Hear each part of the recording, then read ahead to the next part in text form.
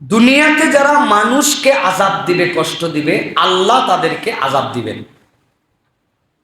মানুষত্ব, মানবিক অধিকার দিয়ে দেওয়া হয়েছে। রাসূল সাল্লাল্লাহু আলাইহি ওয়াসাল্লাম কি বলেছেন? ফাইন্না দিমাকুম ওয়া আমওয়ালাকুম আলাইকুম হারামুন কাহুরমাতি ইয়াউমিকুম হাযা ফি শাহরিকুম হাযা ইলা ইয়াউমি তালকাউনা রাব্বাকুম। সহিহ বুখারীর হাদিসের মধ্যে রাসূলুল্লাহ সাল্লাল্লাহু আলাইহি ওয়াসাল্লাম থেকে এসেছে, নবী বলছেন, তোমাদের জন্য তোমাদের রক্ত, তোমাদের জন্য তোমাদের সম্পদ, এটাকে সম্মানিত করে দেওয়া হলো, এটাকে অপরের জন্য ভোগ দখল করাকে হারাম করে দেওয়া হলো। আজকের দিবস যেরকম সম্মানিত, তথা ওই সেই হজ্জুল বিদা, নবী করিম সাল্লাল্লাহু আলাইহি ওয়াসাল্লাম যে আরাফাতের ময়দানে আজকের দিবস যেরকম সম্মানিত, আজকের মাঠ যেরকম সম্মানিত, আল্লাহর সাথে তোমাদের সাক্ষাৎ হওয়া তথা কিয়ামত হওয়ার আগ পর্যন্ত অপর ভাইয়ের রক্ত, অপর ভাইয়ের সম্পদ তোমাদের জন্য অন্যায্যভাবে গ্রহণ করাকে হারাম করে দেওয়া হলো। আল্লাহু আকবার। কিভাবে আল্লাহ রাব্বুল আলামিন এই বিধান দিলেন? আমাদের সমাজে সমাজদার তৈরি হয় কিছুদিন পর পর, না ভাই? সমাজদার তৈরি হয়। আপনারা খুব এইটা নিয়ে মেতে গেছেন, আমরা মেতে গেছি। আহা, এত খারাপ লোক, এত এ করলো, এত সে করলো। ভালো, সমাজের যারা খারাপ, সমাজের যারা কালপ্রিট, সমাজে যারা দুর্নীতি করে, আমরা চাই তাদেরকে ধরা হোক, তাদেরকে বিচার করা হোক। কিন্তু আমাদের জিজ্ঞাসা, এই সমাজদার কয় কোটি টাকার দুর্নীতি করছে, কতদূর পর্যন্ত মানবিক অমানবিক কাজ করছে, কিন্তু সমাজদারের আগে যার কোনো নজির নাই, নাম বললাম না, বুঝে নেন, যার কোনো নজির নাই, তার হাজার হাজার কোটি টাকা লোপাট করার তথ্য আসার পরেও তার তদন্ত, তার গ্রেপ্তার, তার বিষয়টা যতটুকু ধীরস্থির, সমাজদারেরটা ততটুকু ধীরস্থির না।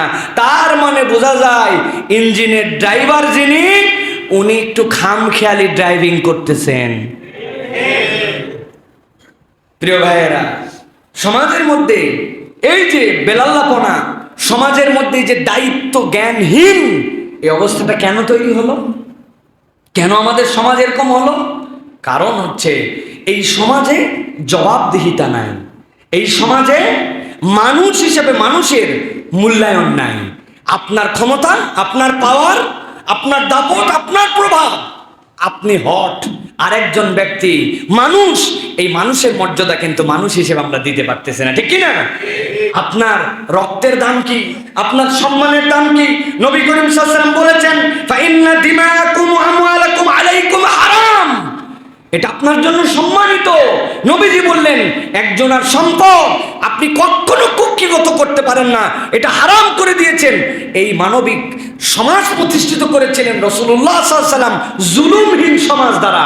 কিন্তু আমরা যত গান গাই, আমাদের সমাজ এখন জুলুমে পর্যবেসিত হয়েছে, ঠিক কি না? যারা আমরা ঠিক বলতেছি, আমরাও জুলুমবাজ, আমরাও জুলুমবাজ।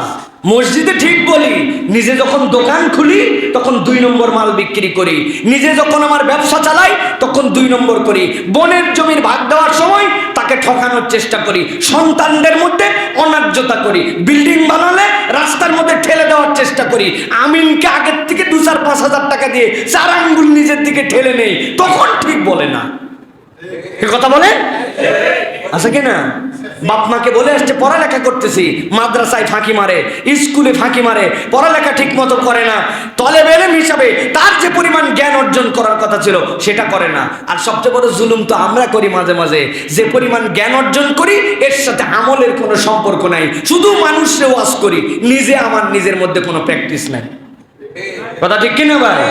এগুলো কি? এগুলো সব জুলুম। অবাধ্য হওয়া, বাপ মায়ের কথা না শোনা।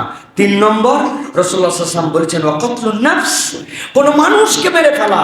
মানুষ কিচ্ছু তার পরিচয় না, সে মানুষ, মানুষকে হত্যা করা, সে কোন ধর্মে, কোন বর্ণে, কি না, সে একটা প্রাণ, এই প্রাণ ঝরানো যাবে না। 4 নম্বর, মিথ্যা শপথ করা, মিথ্যা সাক্ষ্য, মিথ্যা শপথ করে আমি সাক্ষ্য দিয়ে দিলাম, খবরদার। নবী বলছেন আকবারুল কাবাইর, কবিরা তো কবিরা, সেটাই সবচেয়ে বড় কবিরা। আপনি মিলান, পুরা সমাজে মিলান, মানুষের মধ্যেই 4 শ্রেণী এখন আমাদের। আল্লাহর সাথে শিরিক করে, ইমানদার কিন্তু জানেই না, যে আল্লাহর সাথে কেমনে শরিক করা হয়ে যায়, সে আল্লাহর সাথে শরিক করে। এর থেকে বড় জুলুম আর কিছু নাই, এর থেকে বড় কবিরা আর কিছু নাই। 2 নম্বর, পিতামাতার কথা শোনে না। খেয়াল করে দেখেন, প্রত্যেক বাড়িতে প্রত্যেক সন্তান এরা হচ্ছে বাপ মায়ের জন্য এখন একটা আতঙ্কের নাম।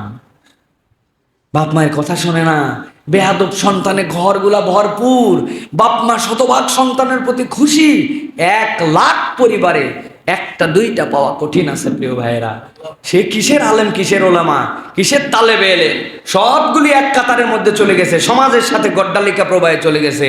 বাপ মার সাথে বেয়াদবি করে, গরম করে কথা বলে, জোরে করে কথা বলে, তার টাকা যেটা দরকার ওই টাকা নেওয়ার সময় বেয়াদবি করে। আচার আচরণে বাপ মা যেভাবে চলতে বলে ওইভাবে চলে না। আছে না ভাই আমাদের সমাজে? ইল্লা মাশাআল্লাহ, ভালো তো অবশ্যই আছে, ভালো তো ভালো বলতে হবে, কিন্তু এটা আমাদের কমন রোগ। 3 নম্বর, আজকের দুনিয়ায় যে হত্যাযজ্ঞ চলতেছে, আপনি খেয়াল করে দেখেন, কোনো বিচার বিশ্লেষণ কিছু নাই। পাওয়ারের কারণে মেরে ফেলে, পাওয়ারের কারণে হত্যা করে ফেলে। গাজাতে যে 40,000 লোককে মেরে ফেললো, এক এক দিনে যতগুলো শিশুকে মারা হচ্ছে, বিশ্ব বিবেক ভোঁতা, বিশ্ব বিবেক কথা বলে না আজকে, অথচ মানুষ মেরে ফেলতেছে সেখানে। এটা একটি স্পষ্ট জেনোসাইড, এটা একটা নারকীয় তাণ্ডব চলতেছে। এই 21 শতাব্দীর মধ্যে 2025 সাল 24 সালের মডার্ন ওয়ার্ল্ডে এইটা চলতেছে চোখের সামনে, কারো কিছু বলার নাই। এটা হচ্ছে আকবারুল কাবাইর, সমাজ শেষ হয়ে যাবে। আর 4 নম্বর, মিথ্যা শপথ করা। মিথ্যা শপথ তো আমাদের কাছে এখন কোনো ফ্যাক্টরি না, সব কথাতে আমরা মিথ্যা শপথ করি না। মিথ্যা শপথ ছাড়া আমাদের কিচ্ছু নাই। মিথ্যার উপরে সমাজ আজকে প্রতিষ্ঠিত হয়ে গেছে। আমরা কথা বললেই মিথ্যা বলি, প্রতিশ্রুতি দিলে মিথ্যা, সেই প্রতিশ্রুতি ভঙ্গ করি। আর শপথ তো মিথ্যা ছাড়া। আল্লাহর কিরা করে বলতেছে 1000 টাকা দিয়ে আগামী সোমবারে দিয়ে দিব, ও নিয়তি করছে। আল্লাহর কিরা বলা মানে কি? আল্লাহর কসম করার মানে কি? যে দিবে না, এই নিয়তেই সোমবারে নিয়ত করছে। প্রিয় ভাইরা, মিথ্যা শপথের এটা হচ্ছে ছোট ডাইমেনশন। বড় ডাইমেনশনটা কি? আপনি ব্যাংকে যাবেন, যাওয়ার পরে বলবেন আমি যদি কোনো ঋণ আমার নামে পারমিটেড হয়ে যায়, পারমিশন হয়ে যায়, ওই ঋণ গ্রহণ করার সময় আমাকে কি কি জায়গাতে সিগনেচার করতে হয়। শপথের জায়গায় দেওয়া আছে যে এটা আপনাকে কবে ফেরত দিতে হবে, কত দিনে ফেরত দিতে হবে, এটার মর্টগেজ কি হবে, এটার জন্য ব্যবসা প্রতিষ্ঠান আপনি যেটা দেখাইছেন তার সব কিছু আপনার ঠিক আছে, ইনভেস্টিগেশন সব হবে ব্যাংকের থেকে, কিন্তু তারপরে টাকা দেওয়ার সময় এটা আপনাকে লিখে দিবে।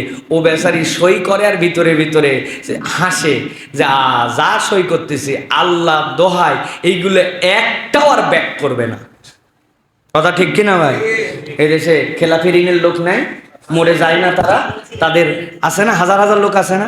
তো মিথ্যা শপথ তো এইটা ভাই। আপনি ডাইমেনশনের ছোটটা হয়তো পরিবারের বন্ধুর সাথে বলছেন, কিন্তু এটা উপর থেকে নিচ পর্যন্ত। আরেকটু বলবো আরেকটু, এই যে আমাদের মন্ত্রীরা, আমাদের এমপিরা, আমাদের রাষ্ট্রপতিরা শপথ নেয় না? কি শপথ নেয় তখন?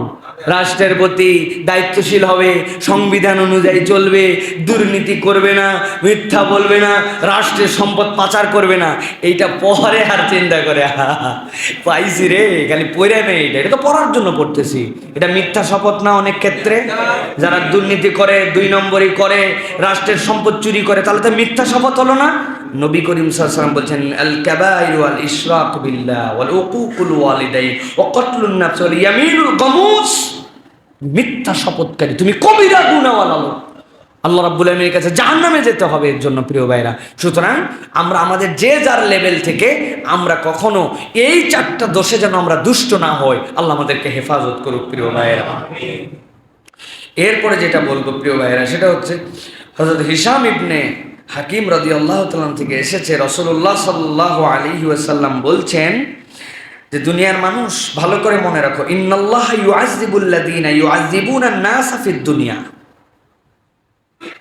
ইন্নাল্লাহা ইউআযযিবুল্লাযীনা ইউআযযিবুনান নাসা ফিদ দুনিয়া, সহিহ মুসলিমের হাদিস। দুনিয়াতে যারা মানুষকে আযাব দিবে, কষ্ট দিবে, আল্লাহ তাদেরকে আযাব দিবেন। এটা একটা ছোট্ট উসুল। দুনিয়াতে আপনি মানুষকে কষ্ট দেন কিনা, মানুষকে আযাব দেন কিনা, এটা একটু নিজে নিজে বিশ্লেষণ করে দেখেন। আপনার বাড়ির কাজের মানুষটা, আপনার সার্ভেন্টটা, আপনার কর্মচারীটা, আপনার স্ত্রীটা, আপনার বাড়ির দারোয়ানটা, আপনার আশপাশের মানুষটা, এটা আপনার দ্বারা কষ্ট পাচ্ছে কিনা, এটা আপনি একটু নিরবিচ্ছিন্নভাবে একটু বিশ্লেষণ করুন। সব সময় শুধু আবেগ দিয়ে রাখ তো রাখ এই কথা